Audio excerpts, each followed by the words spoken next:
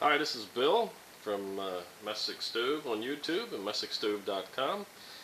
We're at the end process. It's been definitely an hour. Actually, it's been probably like an hour and 20 minutes.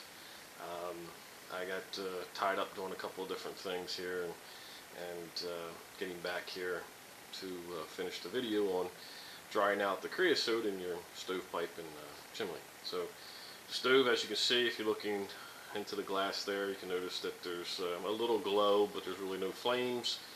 We're back down to hot wood coals. Okay, now we're back to the loading process. Basically, the stove needs to be loaded, run a little hot to get the wood to catch a little bit, and then bring it back down to a running temperature. So that's the process now. Basically, it's all done for taking care of the creosote dry out process. I'll shoot a couple of temperatures here to show you that the stovepipe temperature also came down.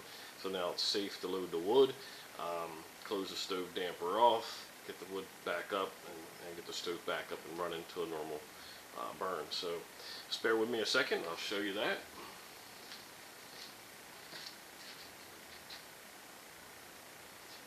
Down to 375 on the stove now.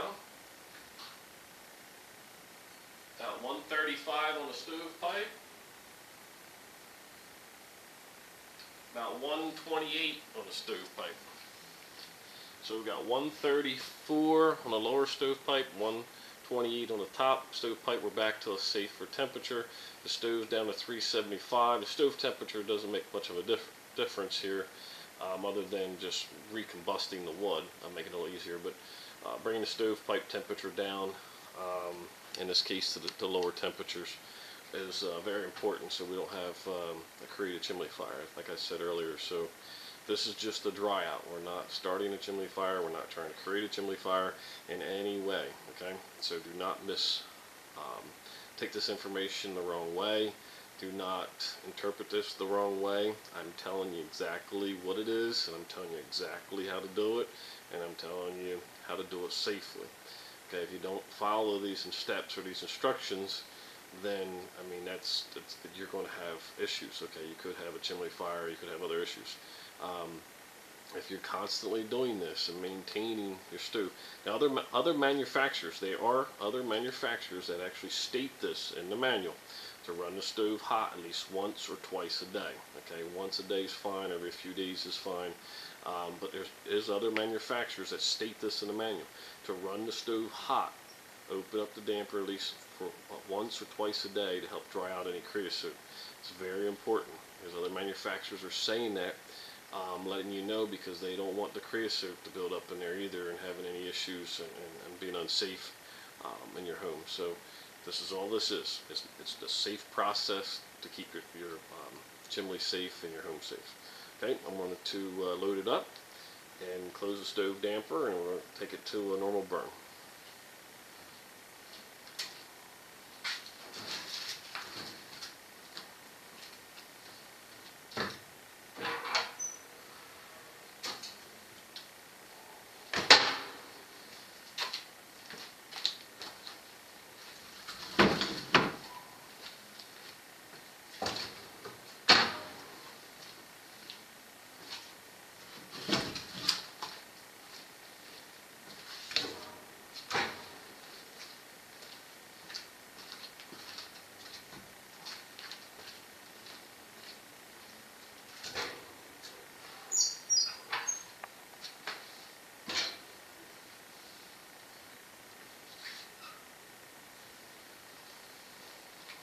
If you notice, I did open the ash door after I loaded it. You can see some of the sparks coming up now. The air is getting a draft. Now, because the coals were very low in this case, meaning there wasn't a whole lot of hot coals, there's just a handful showing there, maybe a little more than a handful, that I'm going to leave the stove damper open, allowing the stove to draft through the ash pan door, through the bottom of the stove, and up directly through the stovepipe and out the chimney. So I'm doing this to bring, if you can see the flames in the stove now getting really wild, and you hear the drawl going through the ash pan. door. That's why I'm doing that, to bring that temperature up, get that fire to combust a little bit, and before my stovepipe temperature gets too high, or I don't want it to get hot again, remember, and then close it and cool it off real quick so it combusts any of the creosote in the stovepipe. So I'm going to slowly, either slowly bring it down, or you can, in this case here, what I'm going to do is just probably just go over and close it, and the fire will still go. Okay, it's just going to go. The draft is going to go through the system there. Hold on.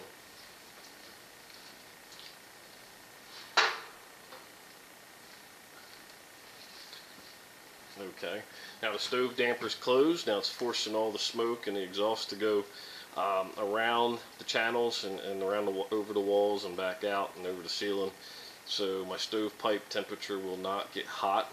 Okay, it's not going to reach unsafe temperatures, and I'm not going to close it off and have any creosote ignite in there. Now I am going to leave the ash door open at this time.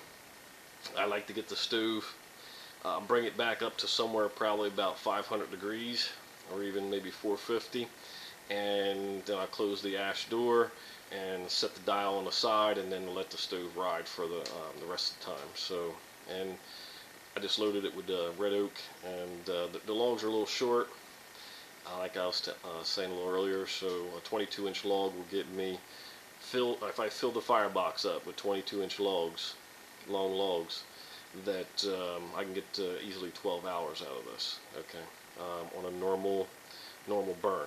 If you get a really cold winter, okay, and the temperatures outside is way cold, or colder than normal, like we had this past winter season here, this heating season, that you're not going to get the 12 hours and still be able to keep your house at a higher temperature. So, like I said, I keep my house at 78 in the winter time. So that's just my preference, and that's what I like to do. So just give you a little heads up. Like I said, you can hear the little tinging of the steel expanding now on the stove, and here shortly, won't be too much longer, I can go ahead and close that ash door and let the DS regulator take over. Like I said, the only reason I'm leaving the ash door open at this time, and very importantly, that you do not leave the stove when you have the ash door open. Okay, stay with the stove. The phone rings, it'll have to wait. Something else goes on, it has to wait. If emergency comes up or somebody needs your attention right away or something, close the ash door first, then walk away from the stove. Okay, let the DS regulator on the side, the stove regulator, air intake regulator, control it. Okay, just set that back a little bit, running, or just leave it open a little bit, and then walk away. At least the stove will be in a safe manner, burning and being controlled. Leaving the ash door open is not a controlled fire. Okay, I'm letting a lot of air getting sucked through there, and the air is not being controlled. And if I happen to walk away right now and get tied up, or answer a phone call, or got my mind got sidetracked and I don't come back, you know, the stove can reach some unsafe temperatures, and it's not good for the stove or good for your home, or, you know, so just be very careful with that. It's very important. Make sure the ash door's closed in before you walk away. Okay, we're getting close probably to that 500 degree temperature now. I'm going to take a little look. Just from here, it looks like we're getting close, and once I close it down, it'll force that reburn to kick in as well in the ceiling.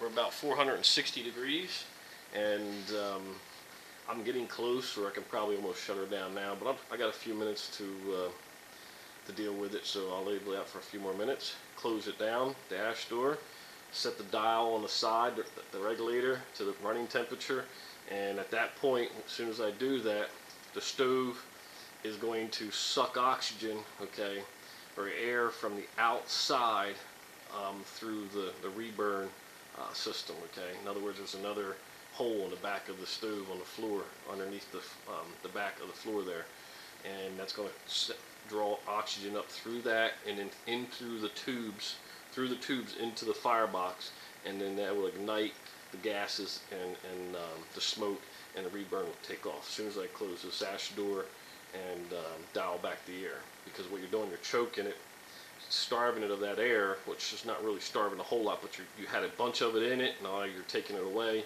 it will suck through there and then the reburn will kick in. I think we hit pretty much 500 now, it looks like. Let me double check.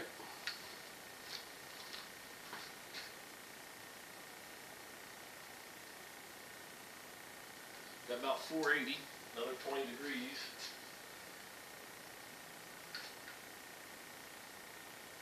We're about 160, 150, which is normal on the stovepipes.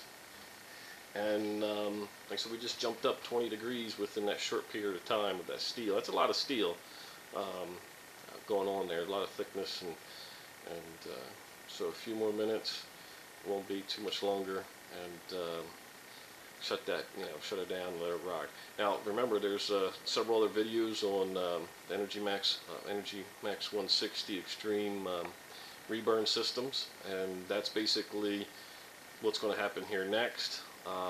So if you want to see that, go to YouTube there and look at those, or also on my website there's a link under the media section, and under the videos and then under 160 stove. So alright, take a look at here, and hopefully we'll be shutting this down here in a minute or two.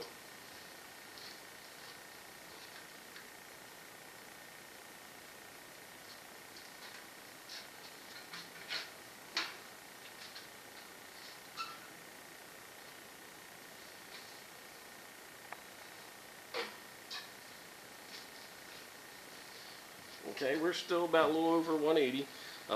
Close down the ash door. You can see that the flames are coming down a little bit. You probably see me bending down, looking up inside the glass there, and you can see the reburn kicking in now. So that'll help give you a nice clean burn, and makes it really nice. And also, like I said, it gives you more heat. So it's more energy efficient, and also you'll burn a whole lot less, more wood, of course. It'll start settling down, the flames will anyway, and the reburn's actually taking place. There's some